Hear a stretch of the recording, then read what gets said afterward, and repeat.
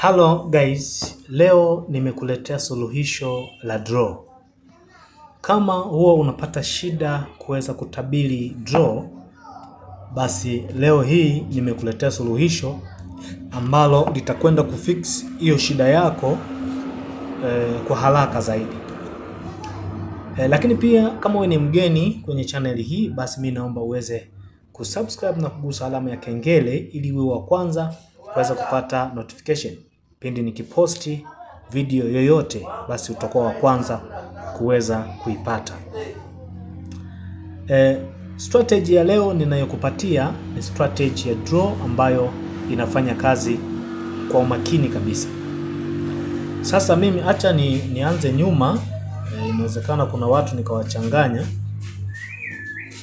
Hapa nipo kwenye interface ya Sportbet. Hii application nimeweka mahususi kwa ajili ya kufanyia uchambuzi. Kwa hiyo nataka uelewe hivi vitu vya msingi ambazo nitaenda kukueleza muda huu. Kwanza kabisa nitakuja eneo la today's game kwa sababu nahitaji kufanya uchambuzi wa siku hii ya leo. Nitagusa hapo. Baada ya kugusa hapo, utaona game ambayo wameipop up hapo juu kabisa. Ya kwanza. Hii nitakuelezea tu kwa kifupi faida ya kuona game ya kwanza kama hivi. Wewe ambaye unapenda kupata walau uchambuzi mzuri lakini usiotumia nguvu kubwa, ambao unaweza ukakupa matokeo walau kwa 60% hadi 70%, basi shika hii ninayekupa sasa hivi. Game ya kwanza huwa mara nyingi inatoaga draw. Unavyoona kwenye pop up hapa, unapofungua tu pop, unavyokutana nayo ya kwanza, huwa mara nyingi inatoaga draw. Mara chache sana huwa inakuwa inatoa matofauti tofauti na hayo. Lakini huu nimekupa utangulizi tu, lakini uchambuzi mkubwa upo mbele ninavyoendelea kuelezea kwa undani zaidi. Kwa maana hiyo leo extra uchambuzi wangu ninakupa wa Brentford na Fulham. Yes, huu ni wameipop up game ikiwa juu ya kwanza kabisa, hii ambayo ina uwezo wa kutoa draw siku ya leo. Tuendelee na uchambuzi wetu makini zaidi. Kwa maana huu nilikupa tu kama utangulizi, lakini huu utangulizi naomba uweke kwenye mfumo wako wa akili, utakuja kukusaidia. Baada ya hapo sasa mimi nakwenda kutazama odds. Nakwenda kutazama odds, lakini natazama katika engo ipi? Nakwenda kutazama kwenye eneo la katikati. Yani kati ya wa nyumbani kushinda, away kushinda. Katikati ndipo ninapokwenda kutazama. Je, pana odd ya aina gani? Je, odd hii imewekwa kwa udanganyifu, nimedanganywa, au odd hii imewekwa kwa sababu hawakuwa na namna ilibidi waiweke? Ndio jambo ambalo la muhimu ninalokwenda kulielezea sasa hivi. Twende tutafute, lakini kwanza nikupe mwanga au mwangaza au muongozo.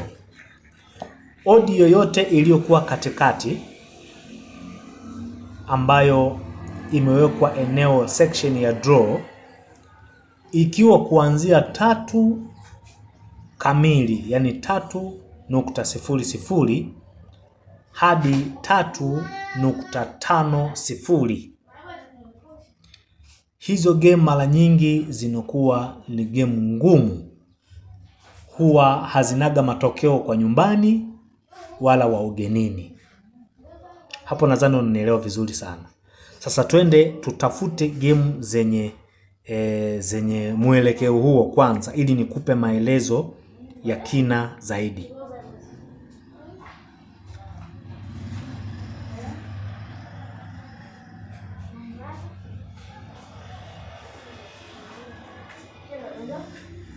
Hivi vitakuja kukusaidia sana endapo kama ukiwa makini sana kuweza kusikiliza.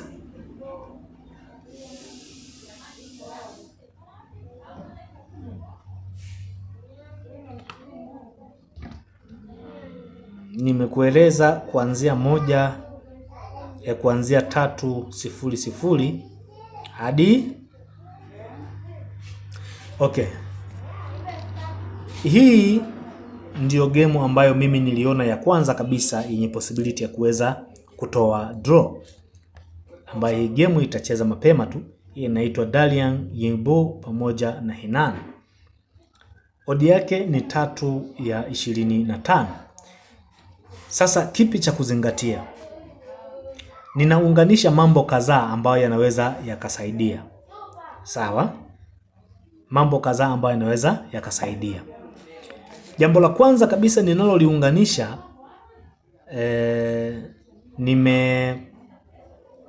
nimechukua timu hizi zikiwa 1 2 3 4 5 6. Katika hizi timu 6 sasa natakiwa nizifanyie uchambuzi, nijue zipi nitaziondoa na zipi nitazifanyia kazi kwa undani zaidi. Nikianza na hii ya kwanza, natazama kwanza hapa kati kwenye statistics. Baada ya kuwa eneo la kwanza la kuchagua nimeshachagua, sasa nafanya upembuzi yakinifu nikiwa ndani ya hizi option zao.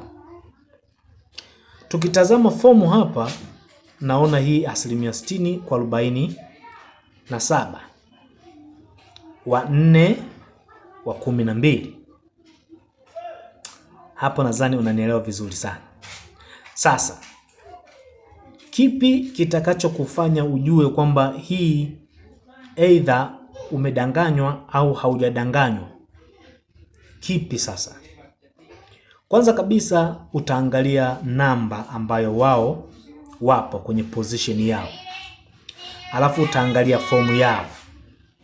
Sawa? Fomu ya 60% ni fomu kubwa mno. Eneo alilokuwepo yupo katika top 4. Maana yake sasa, kama yupo kwenye top 4, maana yake anayo chance pia ya kuweza kupanda endapo game zake akizishinda. Sawa? Kwa hiyo tunakuja kuona kabisa hii ya kwanza, odi hii tumedanganywa. Kwa nini? Kwa sababu tukitoka hapo tukija kwenye win H to H, tunaona ana probability ya 42%. Sawa, 42%. Hapa unaiona hii winning probability.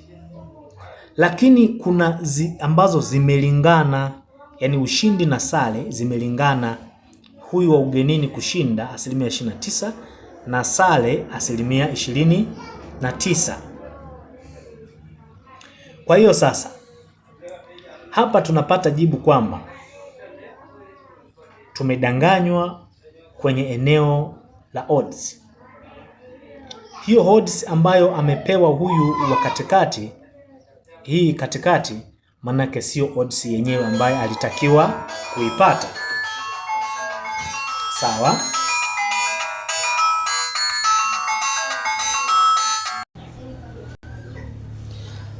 Sasa jambo gani ambalo la muhimu zaidi hapa ambalo unatakiwa kulitambua? Kwamba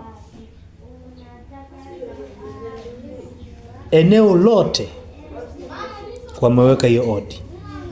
Eneo lote wameweka hiyo odi.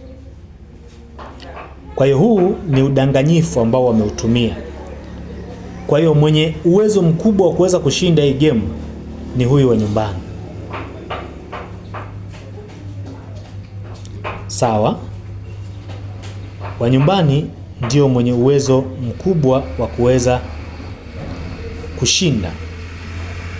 Lakini sasa nisikilize kwa makini. Kwa nini hii game nyumbani anaweza akawa ana ugumu kupata matokeo?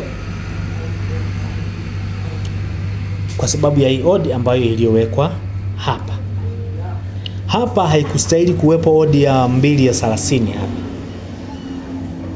Hapa ilipaswa iwepo odd ya 1/68 ilitakiwa iwepo hapa.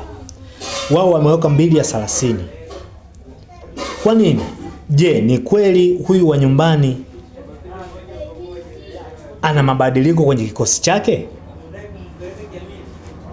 Je, ni kweli huyu wa nyumbani kuna wachezaji labda endapo pengine hawatakuwepo kwenye huu mchezo uliosababisha hao waje kuweka hii game kuwaaminisha watu kwamba ina uwezo wa kutoa draw? Sasa hapo ndipo panapokuwa na wakati mgumu sana. Hapa ndipo panapokuwa na wakati mgumu sana wa kuweza kutathmini hizi game. Sana. Sasa je, nini kifanyike sasa? Nini kifanyike? Unachotakiwa kufanya kwanza, nenda katazame first half. Ukiona odd ya first half draw iko juu ya 2, juu ya 1, tuseme juu ya 1/90. Yes, hiyo ina uwezo wa kutoa half time draw. Yani manake ikiwa 2/10, 2/15, 2/20 kama hivi, manake first half ina uwezo wa kutoa draw. Kama mtu atashinda kwenye hii game, manake atashinda kipindi cha pili. Lakini possibility kubwa ipo kwenye draw. Kwa nini ipo kwenye draw? Kwa sababu ya hii section. Ukiona huku kote kupo hivi, hata kama umedanganywa odd, lakini hapa umeona kuna hii odd, manake kuna uwezo mkubwa hiyo game kweli ikatoa sare.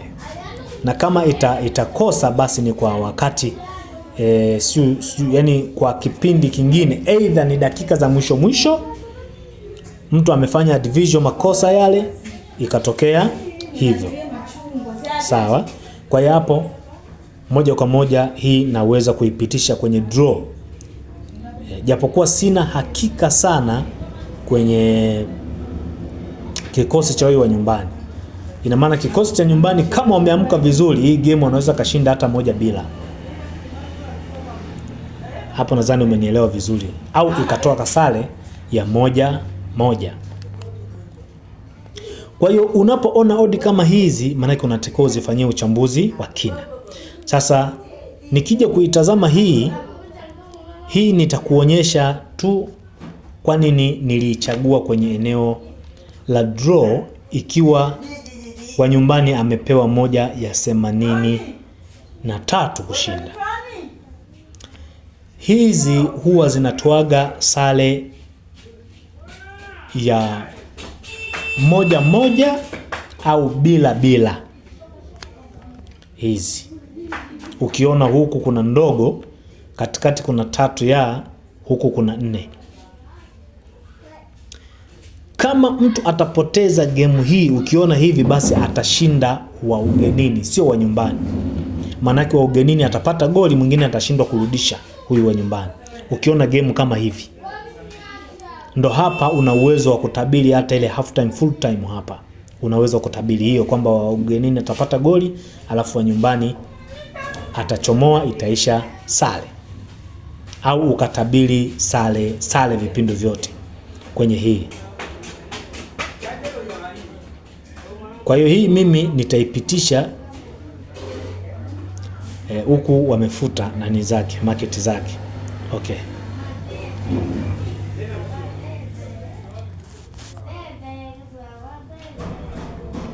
Twende kwenye hii ya 3/50. 3/50 hii sare yake na kuaga ni ya magoli. Yani haiwagi bila. Hii sare yake na kuaga 1-1, 2-2. Na mara nyingi huwa inaendaga 2-2.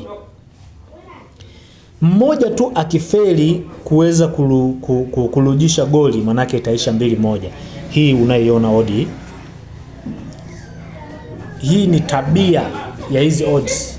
Yani wao wanaweka, wanajua kabisa hii timu ina magoli mengi. Kwa hiyo tukiweka odd hii Manake watu wataichagua, ikitokea mtu amefeli kurejesha goli basi sisi tumepata faida.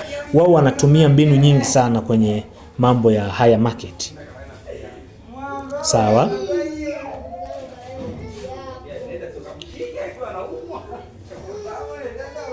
Kwa hiyo katika uchambuzi wako hakikisha unakuwa makini sana kwenye hizi nani zako. Sasa mimi hapa nitakwenda kuzitoa tu odi ambazo mimi nahitaji kuzitoa hapa. Kwa hiyo hata wewe pindi ukifanya kama hivi, ubongo wako utakavyokueleza ndivyo ufanye. Mfano mimi nakwenda kuitoa hii ya Angers, nakwenda kuitoa hii ya Bindini hawa, halafu nakwenda kuitoa ya hii hapa, halafu nibaki na timu 3. Katika timu hizi 3 natakiwa nitoe moja, nibaki na 2. Sawa? Mimi hapa nakwenda kuitoa hii hapa. Nimebaki na timu 2 ambazo hizi mimi naweza kuziweka vizuri kabisa hizi. Manake uchambuzi wangu hapa mimi naona umeenda burudani. Sasa nitakuja baada ya kuacha game zangu 2, nitakuja eneo hili kuangalia opinion za watu. Kama hapa manake nimekuja kutazama mawazo ya watu, wanawaza nini, walicho vote. Kwa hiyo tayari nimeona katikati vote yake ndio imeshinda hapa. Vote ya katikati ndio imeshinda. Kwa hiyo mimi sasa narejesha kwenye pale kwenye draw.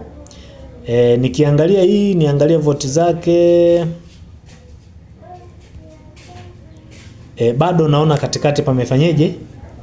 Pameshinda. Haya ni maoni ya watu. Asilimia kubwa ipo katikati. Kwa hiyo tayari hii mimi inanifanya kutembea kifua mbele, kuamini kwamba hizi game 2 zina possibility ya kuweza kutoa draw. Guys, kama wewe ni mgeni kwenye channel hii, mimi naomba uweze kusubscribe na kugusa alama ya kengele ili uwe wa kwanza kuweza kupata notification pindi nikiposti video nyingine, basi utakuwa wa kwanza kabisa kuweza kuipata. Thank you so much.